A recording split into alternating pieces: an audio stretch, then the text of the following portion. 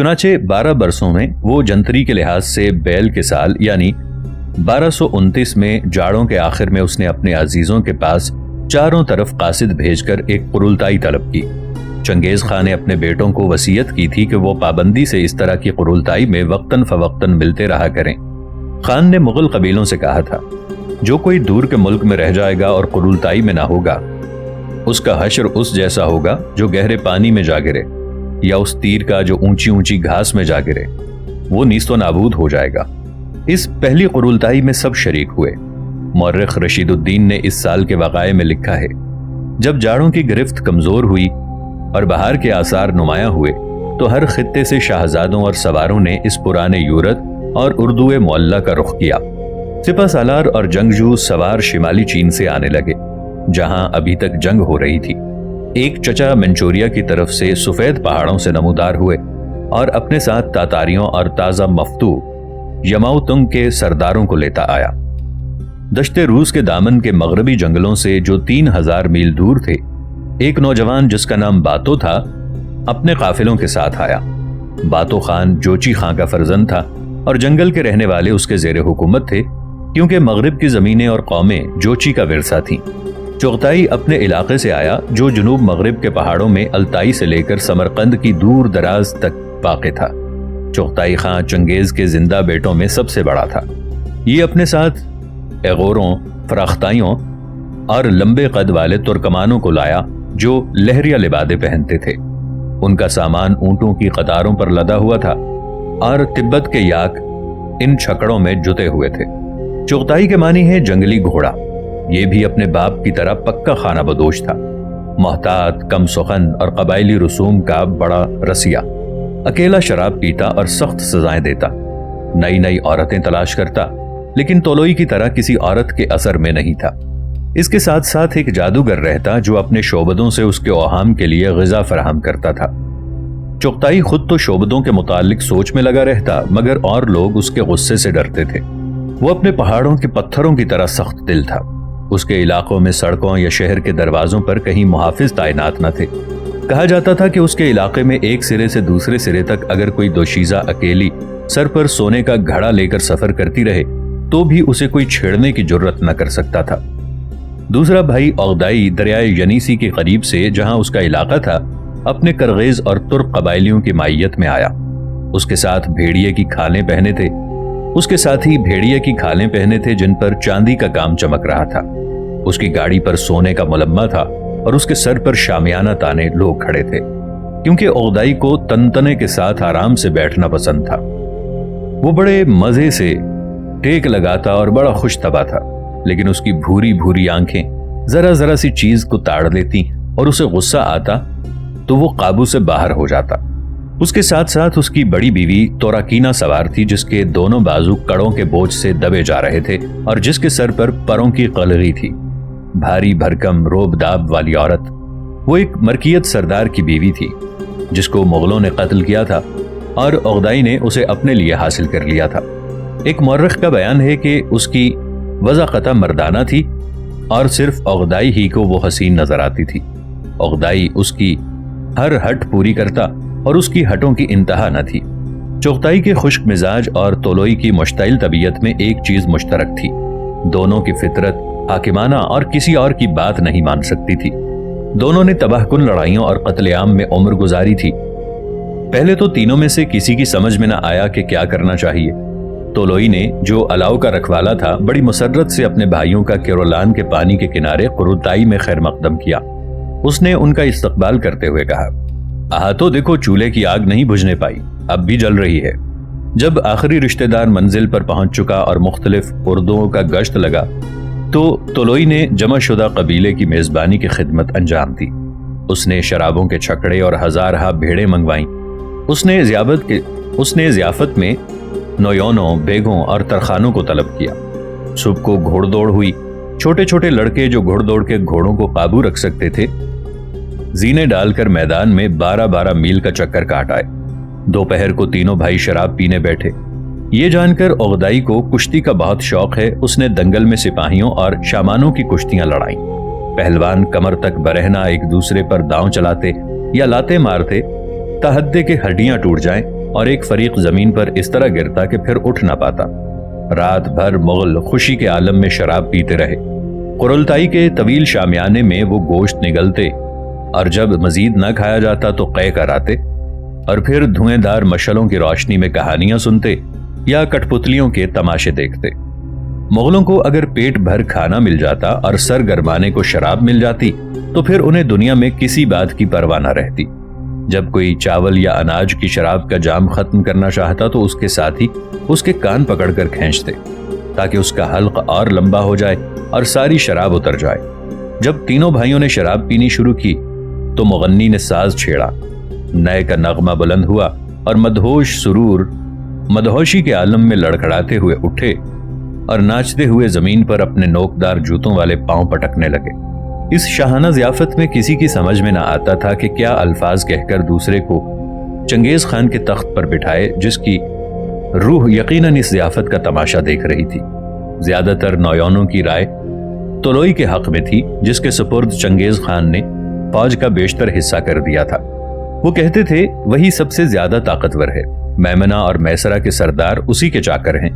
دوسرے اس رائے سے اتفاق کرتے۔ طلوئی ہی اعتماد کے لائق ہے، لیکن چغتائی سب سے بڑا ہے اور اس میں جنگلی ہرن کی سی پھرتی ہے۔ ایک سردار جو چنگیز خان کا مقرب خاص تھا کہنے لگا، جب جد عظیم اپنے بیٹوں کی طبیعتوں پر غور کر رہا تھا تو تبھی وہ عقدائی کے متعلق سوچتا تو کبھی لوئی کے متعلق۔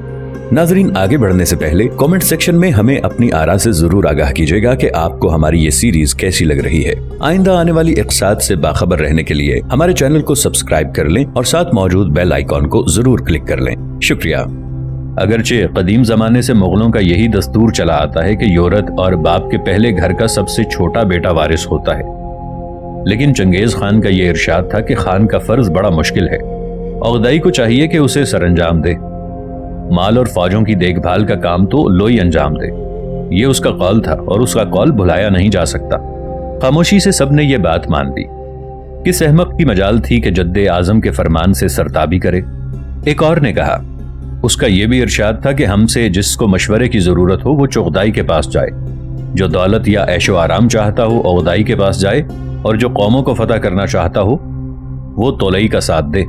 اس کے بعد پھر شراب کا دور چلا اور سب اس قدر مدہوش ہو گئے کہ دربان غلام انہیں پکڑ پکڑ کے صبح کے قریب انہیں اٹھانے لگے اور یہ یورتوں کو اپنی بیویوں کے پاس لے گئے۔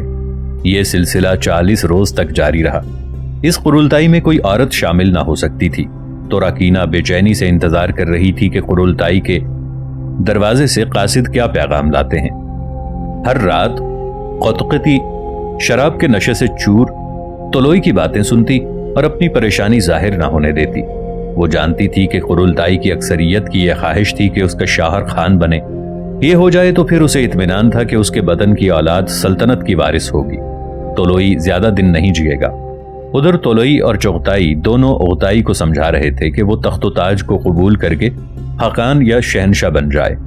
طلوئی، جس کے چہرے پر جنگ کے داغ تھے، اٹھ کھڑا ہوا اور بڑی تمکنت سے اس نے قرلتائی کے سامنے کہا، جاویدانی آسمان کی طاقت سے ہمارے باپ نے خان اعظم کا مرتبہ حاصل کیا اور اس کے حکم کے مطابق اس کے وارث تم ہو۔ کم سخن چغتائی نے تائید کی، بالکل ٹھیک۔ عقدائی نے جواب دیا، یہ صحیح ہے کہ والد کا حکم واجب التعمیل ہے، لیکن ابھی میرے چچا اور بھائی زندہ ہیں۔ سب سے بڑھ کر یہ کہ میرا چھوٹا بھائی اس خدمت کے لیے زیادہ موزوں ہے، کیونکہ قاعدے قانون کے مطابق سب سے بڑے گھر کے سب سے چھوٹے بیٹے کو باپ کا قائم مقام بن کے یورت پر حکمرانی کرنی چاہیے۔ تمہارا لکا نویوں اس اردو معلّہ میں سب سے چھوٹا بیٹا ہے، دن رات اپنے والد کی خدمت کرتا ہے اور آئندہ کے لیے قوانین سنتا رہا۔ جب وہ یہاں موجود ہے تو اس کے ہوتے ہوئے میں کیسے تخت پر بیٹھ سکتا ہوں؟ اگر کسی اور کا انتخاب ہوتا تو بھائیوں کی آپس کی رقابت سے کیا نتیجہ نکلتا، اس کا اندازہ کرنا مشکل نہیں، لیکن قرلتائی میں ایک شخص موجود تھا جو ان سے زیادہ روشن دماغ تھا۔ یہ چین کا ایک فلسفی تھا اور اس نے اس قضیے کو طے کرا دیا۔ یہ لیوچت سائی، اس کی عمر 29 سال تھی، معمول سے زیادہ دراز قد تھا، مونچھ اور داڑھی لمبی تھی۔ چینی اسے لمبی مونچھوں والا کہتے تھے۔ یہ لیوچت سائی نے اپنی طبیعت اور اپنی زبان پر قابو رکھنا سیکھ لیا تھا۔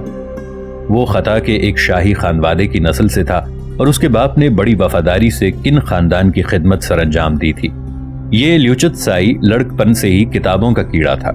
ریاضیات کا ماہر تھا اور جنتری سازی میں اس نے نت نئے تجربے کیے تھے۔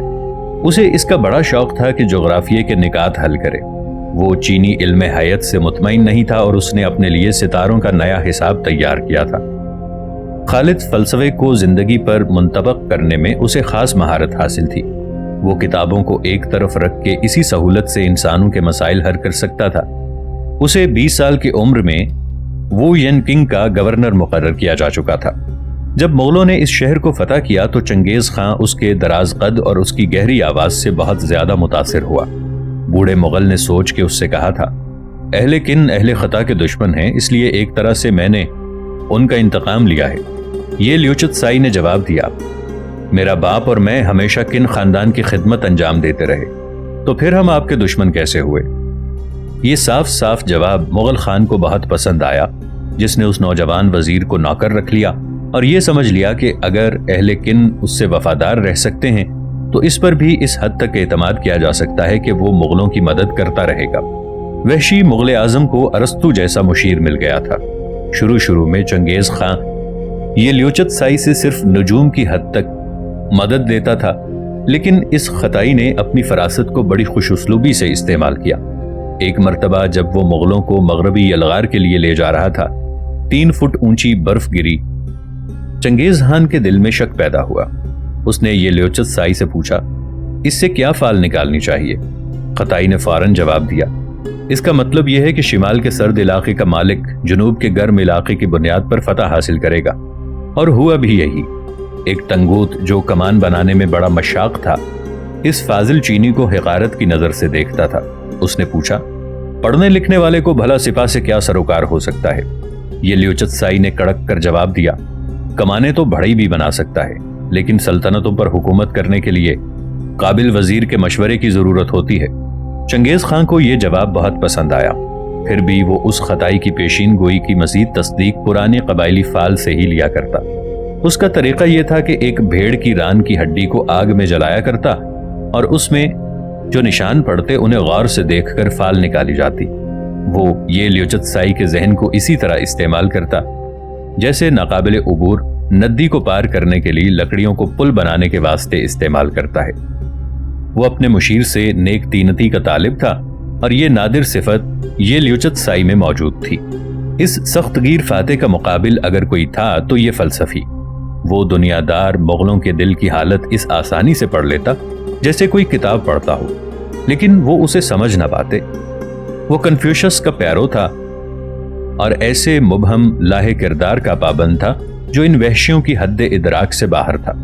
ایک مرتبہ ہمالیہ کے نشیب کی گھاٹیوں میں چنگیز خان نے خواب دیکھا کہ اس کے راستے میں عجیب و غریب جانور نمودار ہوا جس کی شکل ہرن کی سی تھی، لیکن رنگ سبز تھا اور اس کا ایک ہی سینگ تھا۔ پریشانی میں اس خواب کی تعبیر کے لیے اس نے یہ لیوچت سائی کو بلا بھیجا۔ خان نے کہا، یہ جانور انسان کی زبان بولتا تھا۔ اس نے مجھ سے کہا، واپس لوٹ جاؤ، فوراً چلے جاؤ۔ خطائی نے سنجیدگی سے جواب دیا، وہ عجیب و غریب جانور کیوتووان تھا جو ہر زبان جانتا ہے۔ وہ انسانوں سے محبت کرتا ہے، قتل و غارت سے نفرت کرتا ہے۔ اس کا خواب میں نمودار ہونا تمہارے لیے اچھا ہے۔ تم جو خاکان ہو، تمہیں آسمان کی طاقت عطا ہوئی ہے، لیکن دنیا کی زندہ آبادی تمہاری اولاد کی ذمہ دار ہوگی۔ چنگیز خان نے اس کے متعلق چاہے جو رائے قائم کی ہو، اتنا ضرور ہوا کہ ہمالیہ کے راستے وہ جو سفر کر رہا تھا، اس ارادے کو اس نے ترک کر دیا۔ اس طرح قتل و غارت کی آندھیوں میں یہ لمبی مونچھوں والا چینی سب کے ساتھ سوار چلتا رہا اور اسے منانے کی کوشش کرتا رہا اور اس غارت و تباہی سے کسی نہ کسی طرح کا نظم و ضبط پیدا کرنے کی کوشش کرتا رہا۔ وہ مغربی علاقوں کے جغرافیے کی پیمائش کرتا جاتا اور جڑی بوٹیوں اور پھلوں کے تراشے جمع کرتا جاتا، جس میں جب وہاں وبا پھیلی تو اس نے فلسفیوں کی طرح انتقام لیا۔ انہیں خوب لعابدار دوائیں کھلا کے ان کا علاج کیا کرتا۔ وہ چینی معمہ تھا اور اس کے ساتھ بوڑھے مغل کے 2 مشیر اور تھے۔ محمد یلواچ ایک عاقل ترک تھا جو ایغوری تھا۔ یہ پڑھا لکھا آدمی تھا اور اسے مغلوں نے یہ لقب دے رکھا تھا۔ مغل ان تینوں عاقلوں کی بڑی قدر کرتے جو محض اپنی بے خوفی کی وجہ سے قیدی سے وزیر کے مرتبے تک پہنچے تھے۔ تولوئی تک لمبی مونچھوں والے چینی کی باتیں بہت توجہ سے سنا کرتا۔ جب 40 روز کے تذبذب کے بعد قرولتائی میں پھر مباحث گونجنے لگے تو یہ لیوچت سائی نے انہیں مخاطب کیا، کل 8ویں چاند کی 22ویں تاریخ ہے اور وہ خاقان کو نامزد کرنے کے لیے بڑا مبارک دن ہے۔ طلوئی نے خاموشی سے سوچ کر سر ہلایا۔ اس نے اعتراضاً کہا، کوئی خاقان بننے کو تیار نہیں ہے، 1-2 دن انتظار کر لینے دو۔ کہنے لگا، کل کے بعد پھر کوئی مبارک دن نہ ہوگا۔ دوسرے دن صبح کو جب پھر قرولتائی کا اجلاس شروع ہوا تو پھر یہ لیوچت سائی نے متفکر چغتائی کو ڈھونڈ نکالا اور اس سے آہستہ سے کہا، شہزادے اب تم ہی اولاد اکبر ہو، لیکن تم بھی خاقان کی رعایا ہو۔ اگر تم سب سے پہلے والے خاقان کے سامنے سر نہ جھکاؤ گے تو پھر اور کون جھکائے گا؟ یہ اس نے قبائلی قانون کا نقطہ پیش کیا تھا اور چغتائی پر قانونی مسئلوں سے اثر ڈالا جا سکتا تھا۔ جب یہ چینی اسے اس کے بھائی کے پاس لے کر چلا تو اس کا سارا تذبذب جاتا رہا۔ ہم کیا کر رہے ہیں؟ چغتائی نے کہا۔ والد نے خود یہ حکم صادر کیا تھا کہ ان کی جگہ عقدائی تخت نشین ہوگا۔ شامیانے میں خاموشی چھا گئی اور وہ مغل جو طلوئی اور فوج کے حق میں تھے اور دوسرے مغل جو چغتائی اور قبائلی قانون کے حق میں تھے، سب ٹکٹکی باندھ کے تینوں بھائیوں کو دیکھنے لگے۔ چغتائی نے حیرت زدہ عقدائی کا بازو پکڑ لیا۔ طلوئی نے جو عمل کے معاملے میں کسی سے پیچھے نہ رہتا تھا، دوڑ کر اس کا بایاں بازو پکڑ کے کہا، چل رے بیل، اور ہنسنے لگا۔ عقدائی جو ریچھ کی طرح وزنی تھا کسی طرح اٹھنا نہ چاہتا تھا، یہاں تک کہ اس کا ایک چچا مجمع سے نکل کر اس کے پاس آیا اور اس کی کمر پکڑ کے اسے اٹھایا اور تینوں عزیز اسے پکڑ کے بھورے چمڑے کی مسند پر لے گئے۔ اسے زبردستی مسند پر بٹھایا۔ چغتائی نے اپنی ٹوپی اتاری، اپنی پیٹی ڈھیلی کر کے کاندھے پر ڈال لی اور 3 مرتبہ بھائی کے آگے 2 زانو ہوا۔ اس کی کرخت آواز نے اعلان کیا، عقدائی اب تم خاقان ہو۔ یہ الفاظ سن کر نویونوں اور قبیلوں کے سرداروں نے بھی اپنی ٹوپیاں اور پٹیاں اتار دیں اور نئے خاقان کے سامنے سر جھکایا۔ جلدی سے طلوئی نے شراب کا ایک جام بھرا اور اسے اپنے بھائی کی خدمت میں پیش کر دیا۔ وہ اب اس کا خاقان تھا۔ اب وہ آلتین غوغوگ، خاندان زریں، دشت کے امیر سرداروں، مغل قبیلوں، آنجہانی خاقان، اس کی فوج، سمور کے خیموں میں رہنے والی ساری مخلوق اور ان سے پرے ساری دنیا کی مخلوق کا مالک آقا تھا۔ عقدائی نے بے تکلفی سے شراب پینی شروع کی اور طلوئی نے کہا، دیکھ ہے میرے خاقان، سب تمہارے سامنے گردن جھکا رہے ہیں اور اپنے گلوں میں تیری غلامی کا طوق پہنے ہیں۔ سینکڑوں جو وہاں 2 زانو تھے انہوں نے عقدائی کے خاقان ہونے کا نعرہ لگایا۔ ایک دربان باہر گیا اور ایک جام سے اس نے چاروں سمت شراب چھڑکائی۔ جب عقدائی جاویدانی آسمان کے سامنے 2 زانو ہونے کے لیے خیمے سے باہر نکلا تو ہزاروں جو باہر انتظار کر رہے تھے انہوں نے تہنیت کا نعرہ لگایا۔ حیرت سے عقدائی نے پراسرار یہ لیوچت سائی اور روابار محمد یلفاج کو سلام کرتے دیکھا اور اعتراضاً کہا، میں نے اپنے والد سے کہا تھا کہ میں آپ کے انتخاب پر حجت تو نہیں کر سکتا، لیکن مجھے ڈر ہے کہ میرے بیٹے اور پوتے اس تاج اور سلطنت کے اہل نہیں ہوں گے۔ تب اس نے کہا کہ اگر عقدائی کے سارے بیٹے اور پوتے نااہل نکلتے ہیں تو کیا میری اولاد سے ایک بھی اس قابل نہ نکلے گا جو سلطنت کا اہل ہو؟ سب نے یہ الفاظ سنے اور انہیں یاد رکھا، لیکن ان کا فوری اثر یہ ہوا کہ ان خانہ بدوشوں نے جو وہاں موجود تھے یہ قسم کھائی کہ وہ عقدائی کی اولاد کے سوا کسی کو تخت پر نہیں بٹھائیں گے، اس وقت تک جب تک ان کے وارثوں میں گوشت کا اتنا بڑا ٹکڑا باقی رہے گا کہ اگر گھاس پر پھینک دیا جائے تو مویشی گھاس نہ چرنے پائے۔